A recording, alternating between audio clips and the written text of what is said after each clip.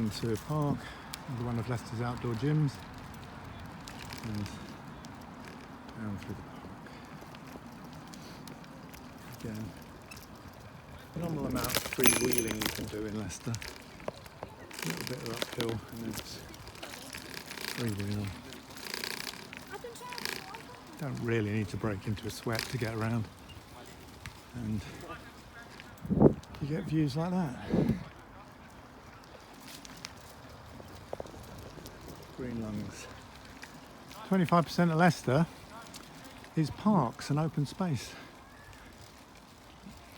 We were an industrial city. We probably still are in some parts, but we're also culture, leisure. An hour from London. Your money goes further in Leicester if you've got money than it does in London suburbs, in terms of the space you can have and so on. And we're a compact city, so you can get into the countryside quite easily. Very easily, in fact. It's a lit cycleway.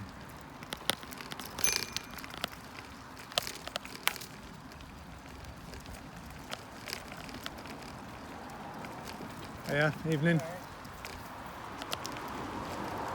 And a famous cyclist dismount sign just here. Should be going soon.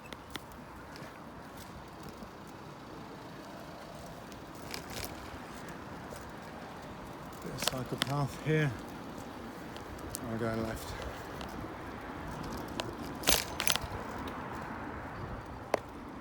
Half moon.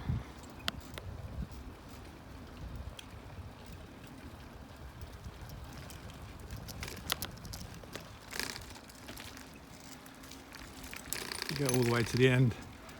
There's another contraflow cycle, bit of painted cycle route, which do you remember when people used to indicate before they turned?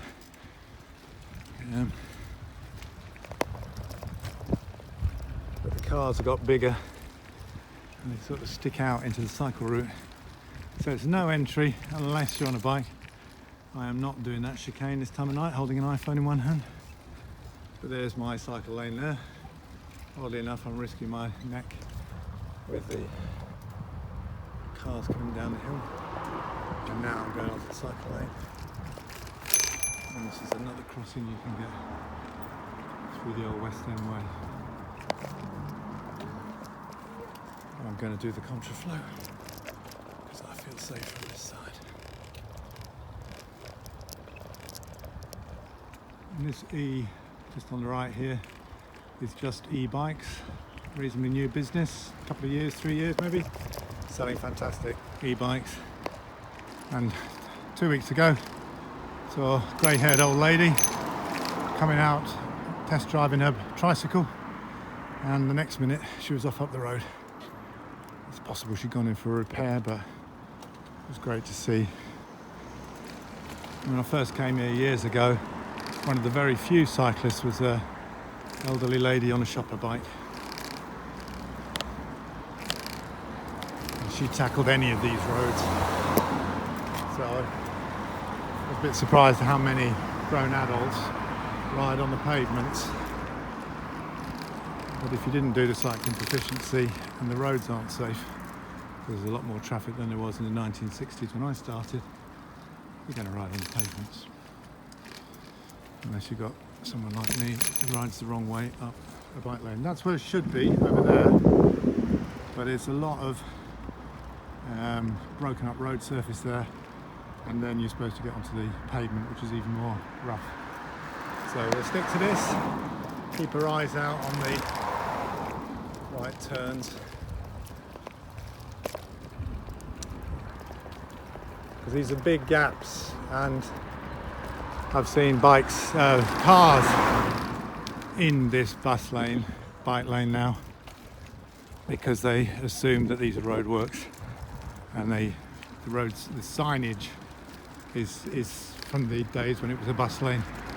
Admittedly a bus bike, and there's a primary school on a A47 Dublin's. So this is an arterial road, a bit tricky to do a school street here, but they did their best with, towards the end of term, physical distancing, and the cones were out one lane there.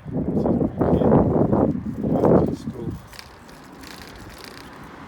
And hopefully that'll be back should the schools reopen.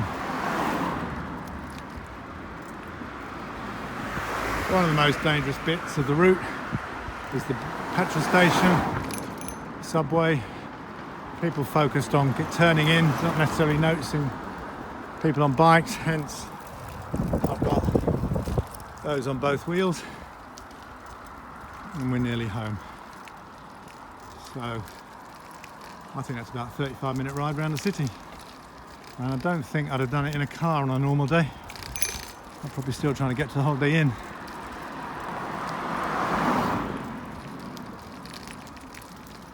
What a lovely evening for a bike ride. Thank you, Ideas with Beers.